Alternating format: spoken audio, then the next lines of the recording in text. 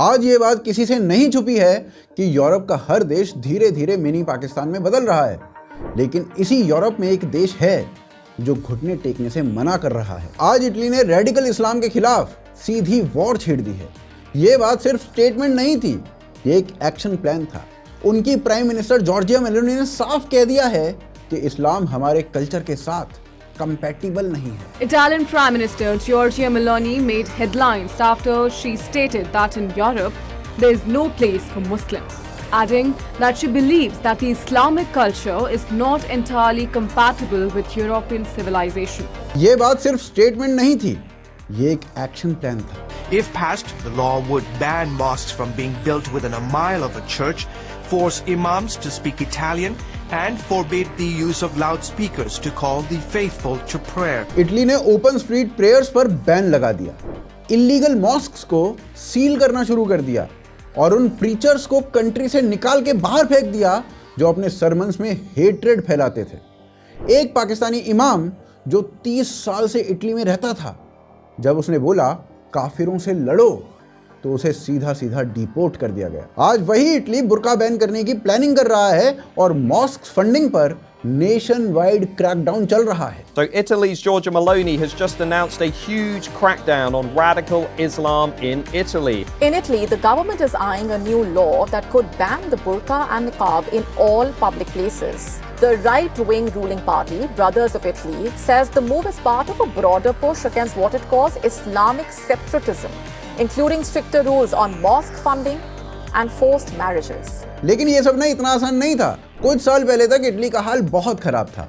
Mediterranean के रास्ते लाखों रेफ्यूजीज बोट्स में भरकर घुस रहे थे। Since January, 170,000 people are known to have reached Italy.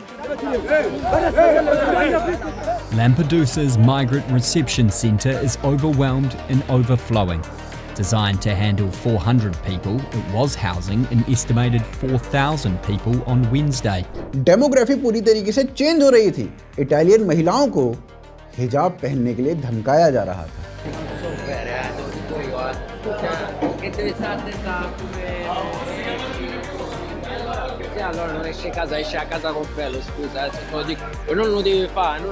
Church के बाहर अल्लाहू अकबर के नारे लग रहे थे। I don't know what they are doing. وريهم خير إن شاء الله. خليها تكميل ثم أروح إن شاء الله. I will go إن شاء الله recite some Quran. أعوذ بالله من الشيطان الرجيم. بسم الله الرحمن الرحيم. Yasin. और इटालियंस की सबसे पवित्र जगह सेंट पीटर्स बसिलिका, उस तक में तोड़फोड़ हो रही थी।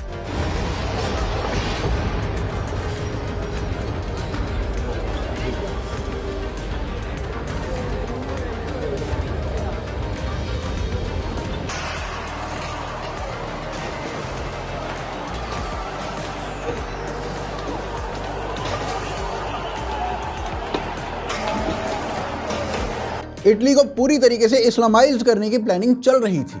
Tensions have been on the rise for several years between immigrants and Italians.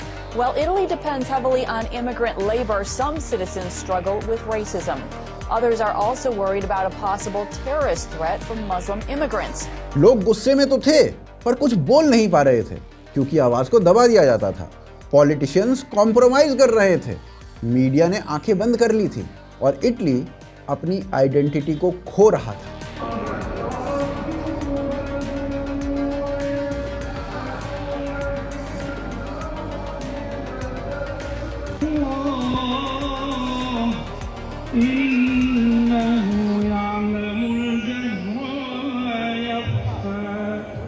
फिर आई जॉर्जिया मेलोनी और वहीं से शुरुआत होती है इटली की फाइट बैक की। एक फाइट बैक जो यूरोप के लिए इम्पॉसिबल लग रही थी। आज जब पूरा यूरोप रेडिकलाइजेशन के बोझ तले दब चुका है, इटली वापस से खड़ा हो रहा है और दुनिया उसे देख रही है। Difenderemo la nostra identità, difenderemo Dio, patria e famiglia e fatevene una ragione. लेकिन सवाल अब यह है कि आखिर जॉर्जिया मेलोनी ने ऐसा क्या किया कि जहां आज पूरा यूरोप कोलैप्स कर रहा है, वहीं इटली रिकवर कर रहा है। और सबसे इंपॉर्टेंट बात, इस वॉर से इंडिया क्या सीख सकता है? आइए इस वीडियो में समझने का प्रयास करते हैं। देखिए, ये समझने से पहले कि आज इटली में क्या हो रहा है, हमें थोड़ा हिस्ट्री में जाना पड़ेगा ताकि हम ये बात समझ पाएं कि ये सब कुछ हो क्यों रहा है। देखिए, इटली ना हमेशा से रोमन एम्पायर का पार्ट था। उस वक्त ना रोम जो था वो क्रिश्चियनिटी का सेंटर हुआ करता था, लेकिन 5th सेंचुरी तक रोमन एम्पायर गिर जाता है। जब रोमन एम्पायर गिरा ना तो इटली अपना पॉलिटिकल स्ट्रक्चर खो बैठा। देश कई छोटे छोटे हिस्सों में बट गया। वेनिस, फ्लोरेंस, नेपल्स, सिसिली, हर सिटी जो थी ना वो पावर स्ट्रगल की लड़ाई में बिजी हो गई। और यही वो पॉइंट था जब इस्लाम को इटली में घुसने का मौका मिल गया। 7th सेंचुरी के अंदर इस्लाम बहुत तेजी से अपनी तलवार के दम पर दुनिया में फैल रहा था। खाड़ी देशों में प्रॉफेट मोहम्मद के बाद इस्लामिक कैलिफेट बन चुका था और उन्होंने अपना एक्सपेंशन स्टार्ट कर दिया था। देखते ही देखते कई बड़े देश जैसे कि इजिप्ट, लीबिया, अल्जीरिया, टूनिशिया सब उनके कब्जे में आ गए थे। ये जो कंट्रीज थी ना वो डायरेक्टली मेडिटेरेनियन सी के अक्रॉस थी और इटली उनके बिल्कुल सामने पड़ता था। उस वक्त यूरोप जो था ना वो फ्रेगमेंटेड था, ना कोई आर्मी थी ना कोई सेंट्रल अथॉरिटी थी। हर रीजन जो था ना वो अपने लोकल किंग्स के अंडर होता था और सब जगह अपने अपने में बिजी थे। और इसी पॉलिटिकल वीकनेस का फायदा उठाते हुए ना इस्लामिक आर्मीज ने मेडिटेरेनियन सी के अक्रॉस अपने अटैक स्टार्ट कर दिए। पहले स्पेन को कैप्चर किया गया और वहां पर अल एंडेलूस के नाम से ना इस्लामिक रूल एस्टेब्लिश कर दिया गया। उसके बाद फ्रांस में घुसने की कोशिश की गई और वहां से इस्लामिक आर्मी की नजर सीधे इटली पर पड़ गई। ईयर 827 में ना मुस्लिम आर्मीज ने ट्यूनीशिया से अटैक करते हुए सिसिली पर कब्जा कर लिया। कुछ ही सालों में इटली का ये पूरा का पूरा आइलैंड जो है वो इस्लामिक कंट्रोल में चला गया, जिसके बाद इसे एक इस्लामिक एमिरेट बना दिया गया था। वहां के जो क्रिश्चियन लोग थे ना उनके ऊपर इस्लामिक रूल इम्पोज कर दिया गया। चर्चेस को तोड़कर मॉस्क बना दी गई। लोकल लोगों से कहा गया है तो इस्लाम को अपना लो या फिर जिजिया कर दो। जो लोग मना करते उनको स्लेव बना दिया जाता था। क्रिश्चियन महिलाओं और बच्चों को उठाकर ना नॉर्थ अफ्रीका के स्लेव मार्केट में बेच दिया जाता था। और ये सिर्फ सिसिली तक लिमिटेड नहीं था। ईयर 846 में ना मुस्लिम रेडर्स ने रोम तक पर अटैक कर दिया था। उन्होंने क्रिश्चियनिटी के सबसे होली प्लेसेस में से एक सेंट पीटर्स बेसिलिका को लूट लिया था। रोम जहां से क्रिश्चियनिटी पूरी यूरोप में फैली थी ना वही इस्लाम के अटैक का शिकार हो रही थी तब। इस टाइम पर ना इटली के कल्चर को पूरी तरीके से खत्म करने की कोशिश की गई थी। लोकल क्रिश्चियन पॉपुलेशन जो थी ना वो अपनी आइडेंटिटी और फेथ दोनों लूज कर रही थी। लगभग 200 सालों तक ना साउथ इटली और सिसिली दोनों इस्लामिक ऑक्यूपेशन में रहे।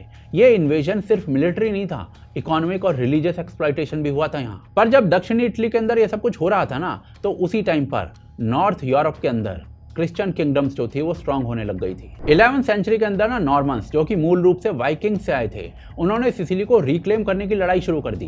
एक एक करके उन्होंने इस्लामिक रूलर्स को डिफीट किया और ईयर 1091 के अंदर ना उन्होंने पूरे सिसिली आइलैंड को वापस से जीत लिया। इसके बाद पूरे इटली के अंदर ना फिर से एक बार क्रिश्चियन रूल बहाल हुआ और पैलेर्मो को एक बार फिर से क्रिश्चियन कैपिटल बनाया गया। पर धीरे धीरे ना यहाँ पर एक दिक्कत आ गई। सोसाइटी जो थी ना उसके ऊपर चर्च अपनी अनवांटेड मोनोपोली बनाने लग गया था और लोगों की पर्सनल लाइफ में इंटरफेयर करने लग गया था। क्योंकि बाइबल को अल्टीमेट ट्रूथ माना जाता था तो जो भी आदमी चर्च की बात से डिसएग्री करता था उसे सोशल बॉयकॉट कर दिया जाता था। जब कुछ लोग नेचर और साइंस के थ्रू दुनिया को समझने लग गए तो चर्च ने उनको दबा दिया।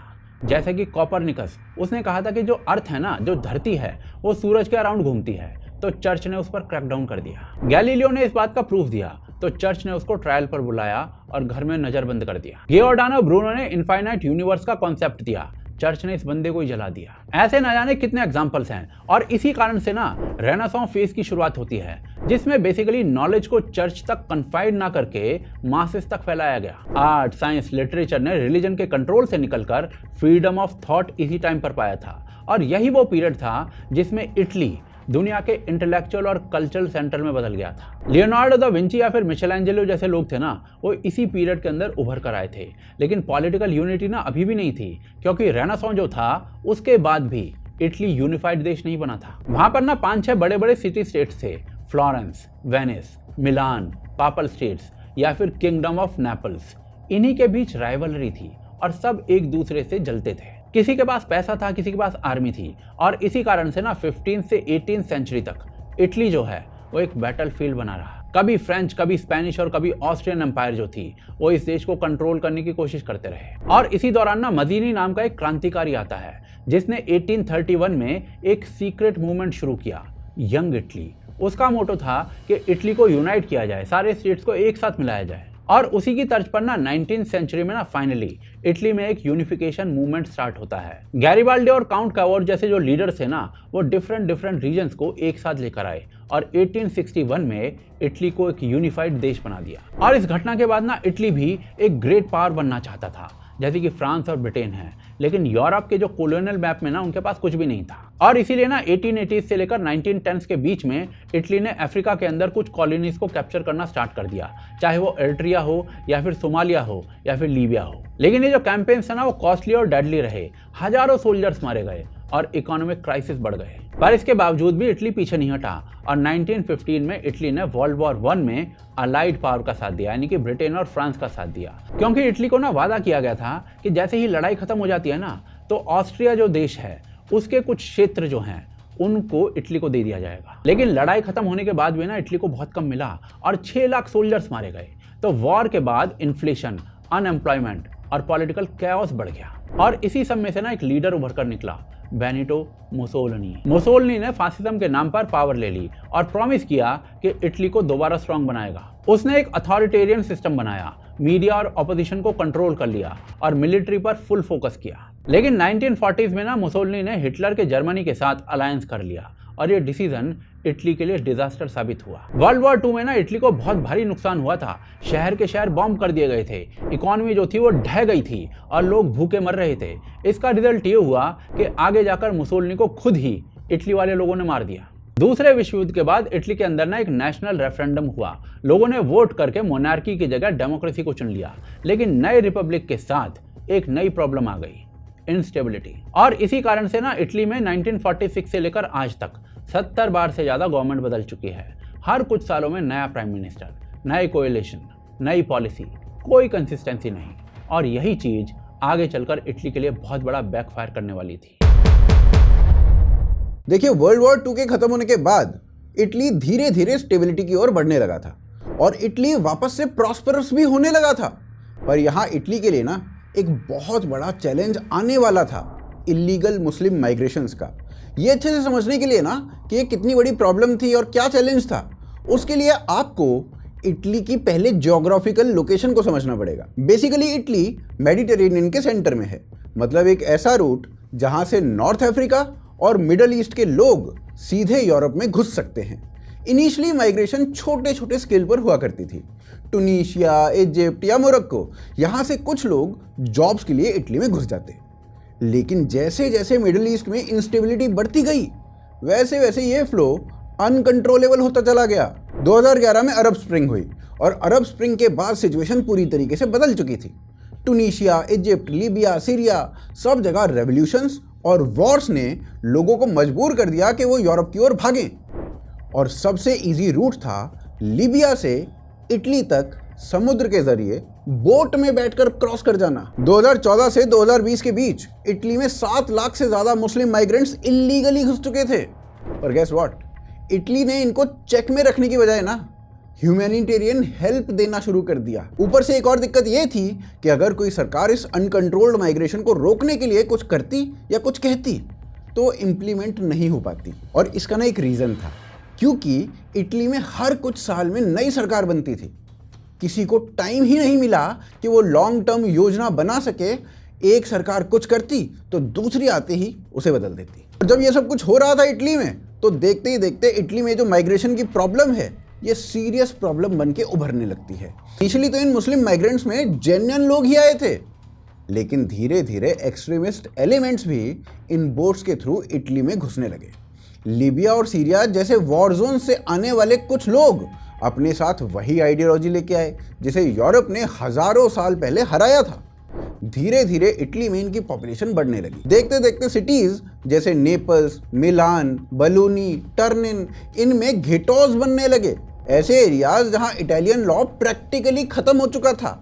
लोकल पुलिस वहां जाने से कतराने लगी थी और इस्लामिक रिलीजियस रूल वहां पर ओपनली फॉलो होने लगा था। हर जगह से मस्जिद उभरने लगी थी, लेकिन इनमें से कई मस्जिदें ना सऊदी और कतर की फंडिंग से चल रही थी, जिन्हें ये लोग कल्चरल सेंटर्स बोलते थे। नाम बेशक कल्चर सेंटर हो, काम वहाबी और सलाफी प्रीचिंग देना ही था। इमाम ओपनली सरमन ये दिया करते थे कि यूरोप में इस्लाम को फैलाना है, ये हमारा एक फर्ज है। कुछ जगह पर तो फ्राइडे सरमन्स के बाद काफिरों से लड़ना है, ऐसी बातें भी की जाने लगी थी। अब इस आइडियोलॉजी का डायरेक्ट इम्पैक्ट स्ट्रीट लेवल पर दिखने लगा था। हैरेसमेंट और टेंशन बढ़ने लगी थी। इटालियन विमेन को हिजाब पहनने की धमकी मिलने लगी थी। Scusa, se te lo dico, non lo devi fare, non è un commento che ti sta a far cazzo, Non ho capito che hai detto, scusami. Hai stato stai interrogato. ये migrants धीरे धीरे लोकल कल्चर की धज्जियां उड़ाने लगे थे। Islamic ideology को जबरन इटली के लोगों पर थोपने की कोशिश शुरू हो चुकी थी, और जब कोई इसका विरोध करता तो वायलेंस का सहारा लिया जाता। एक टूनिशियन माइग्रेंट ने चर्च में घुसकर स्टैबिंग कर दी, एक प्रीस्ट को मार दिया। In terms of what's been unfolding in France, a knife-wielding individual who reportedly had arrived in France just a few days ago as a migrant from Tunisia beheaded a woman and also killed 2 other people. एक Pakistani group radical propaganda और attack planning में पकड़ा गया। Ordinary Italians इससे frustrated होने लगे। उन्हें लगने लगा था कि उनकी अपनी कंट्री अब उनके कंट्रोल से बाहर जा रही है। अब जब एक और ये सब कुछ हो रहा था तो धीरे धीरे इससे टेंशन्स बढ़ने लगी, जिसके बाद अब अथॉरिटीज ने इन माइग्रेंट्स को चेक में रखने की कोशिश की। अब चेक में रखने की कोशिश की तो इन मुस्लिम रिफ्यूजीज ने उल्टा पुलिस के ऊपर ही अटैक करना शुरू कर दिया।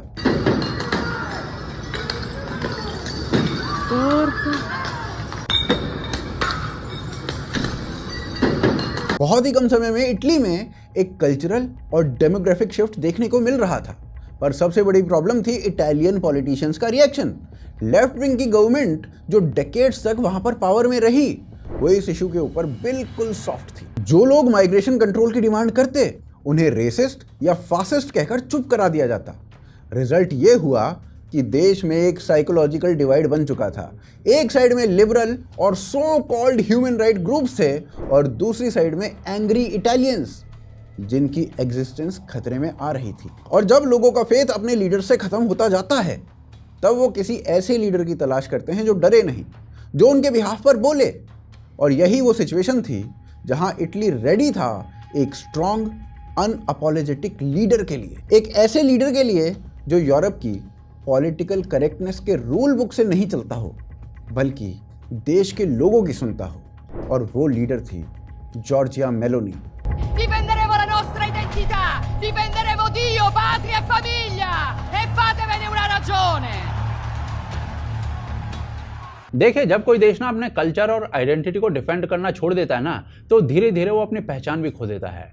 इटली के साथ भी यही हो रहा था। इलीगल माइग्रेशन जो है ना, वो अब एक पॉलिटिकल इशू से बढ़कर एक एग्जिस्टेंशियल क्राइसिस बन गया था। लोग डिमांड कर रहे थे कि एक ऐसी पार्टी आए जो इटली को इस प्रॉब्लम से सेव कर सके। और इसी कारण से जब 2022 में इलेक्शंस हुए तो देश का मूड क्लियर था। लोगों ने लिबरल कोलिशंस और ब्रसेल्स ईयू के पपेट लीडर्स को रिजेक्ट कर दिया, और यहीं से एक हार्डकोर राइट विंग पार्टी उभर कर आई, ब्रदर्स ऑफ इटली, जिसे मैसिव मैंडेट दिया गया। इसी पार्टी की लीडर थी जॉर्जिया मेलोनी।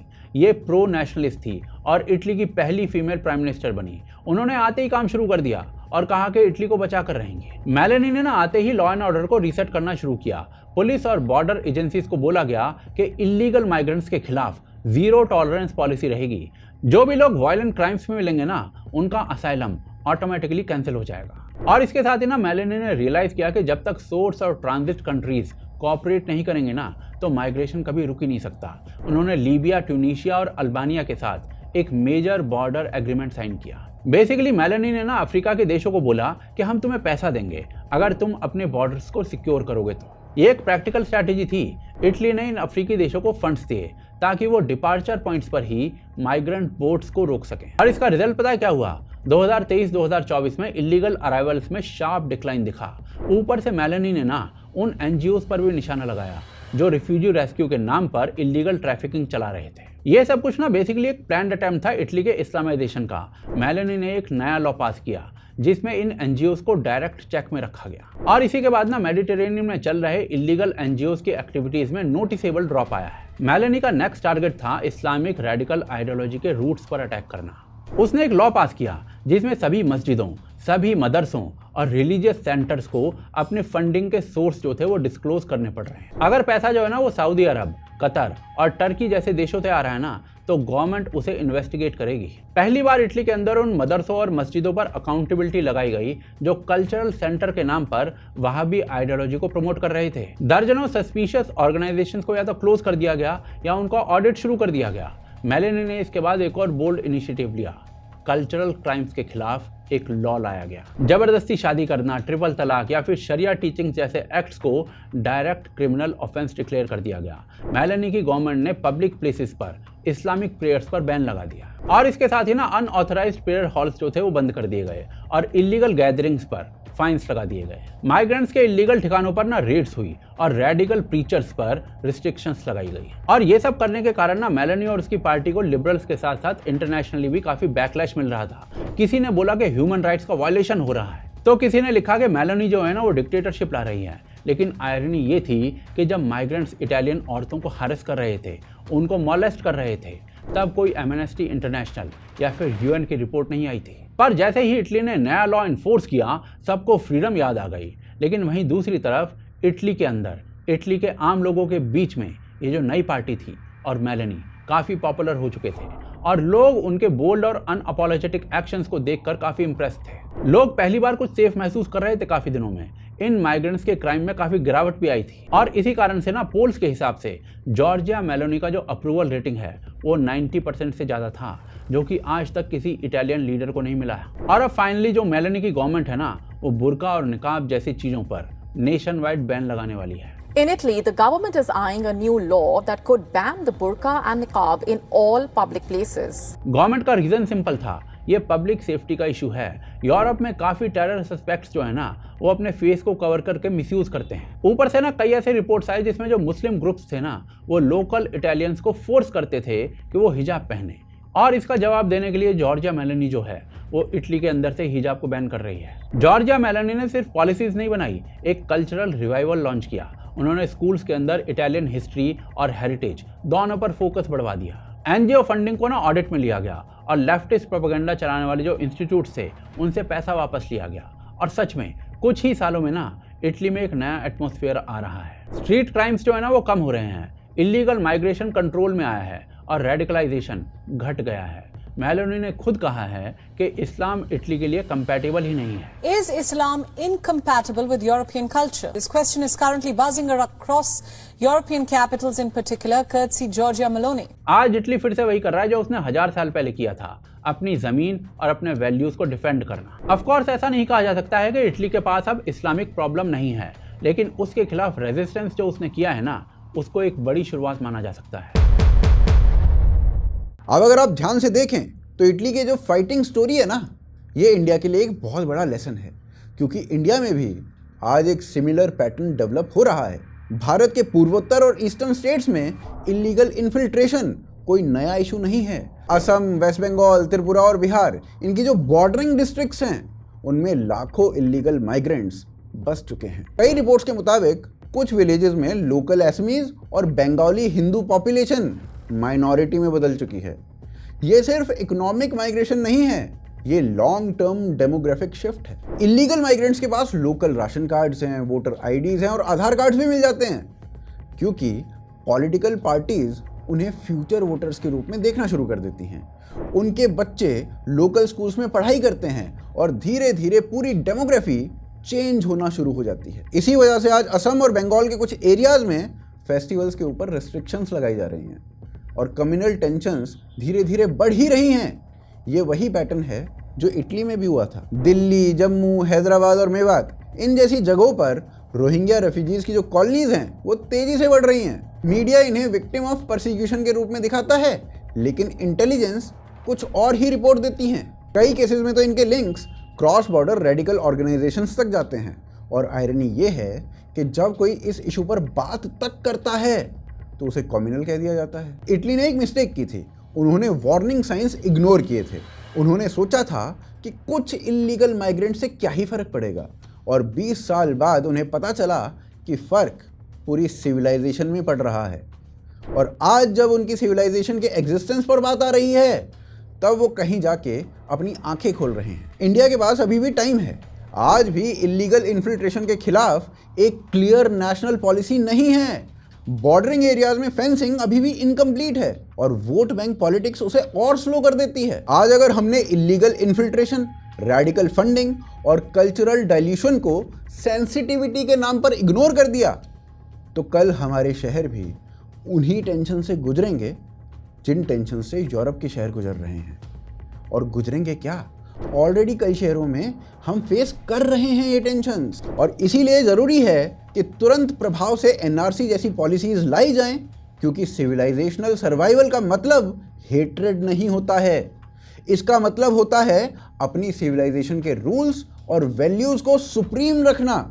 इटली ने फाइनली ये डिसाइड कर लिया है कि वो अपने देश के लॉज और कल्चर के अगेंस्ट किसी भी आइडियोलॉजी को टॉलरेट नहीं करेंगे और इसी वजह से आज इटली फिर से सिक्योर हो रहा है। इंडिया के लिए ये एक वार्निंग और एग्जाम्पल दोनों है।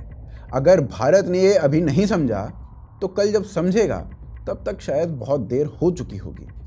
बाकी आपको क्या लगता है इस पूरे मुद्दे के बारे में, आप अपनी राय कमेंट्स के जरिए ज़रूर रखिए। आप इस वीडियो को लाइक और शेयर करना बिल्कुल मत भूलिए। हमें सपोर्ट करना चाहते हैं तो यूपीआई, पेट्रियन और ज्वाइन बटन ये तीनों ही माध्यम से कर सकते हैं, जिनके लिंक्स आपको नीचे डिस्क्रिप्शन में मिल जाएंगे। आप देख रहे थे आज की ताज़ा खबर। जय हिंद, जय भारत।